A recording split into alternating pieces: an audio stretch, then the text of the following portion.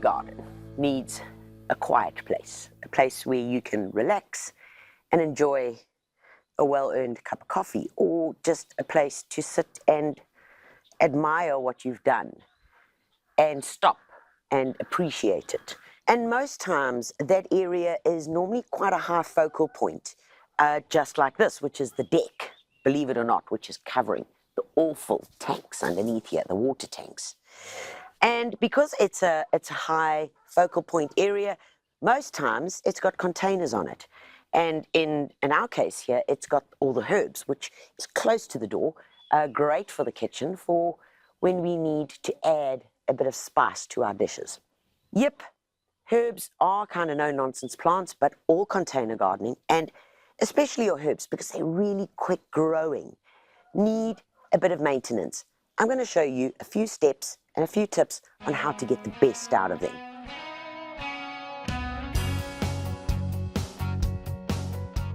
Mint is an excitable plant, really like it hasn't had its medication, and which is why you always plant it in a pot. If you're going to have it in the garden, you plant it in a pot and you bury the pot so that it stays contained. If not, guys, it takes over the whole garden. Okay, but we all want mint because it's such a great versatile herb to have. This is spearmint. Oh man, it's so beautiful.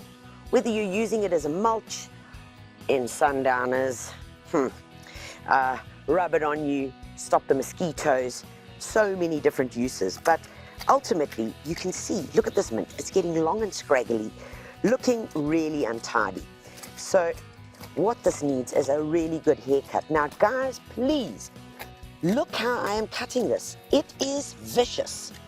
And like, don't hold back, because mint has such a vigorous root system that you will not kill it, that I promise you. So we're giving it a really good pruning. And if you're gonna say to me, well, Tanya, when do I do that? You do it whenever it's looking bad, okay? Whenever it looks like it's getting out of hand and it needs a good talking to. Okay, so now that I've done that, you can see that this mint is really enjoying this pot. So the next thing I'm going to do is, after cutting back, is I'm going to take a fork and I'm just going to literally just smash it in. And all I'm doing here is just aerating the pot a bit.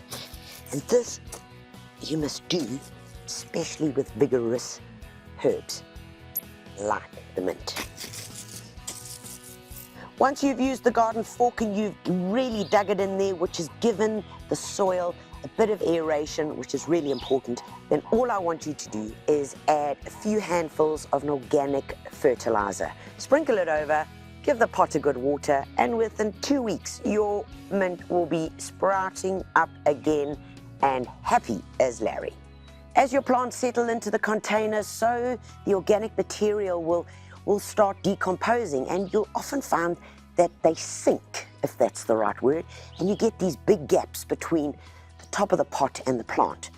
This is the time when you need to get in there and top it up with a good quality potting soil.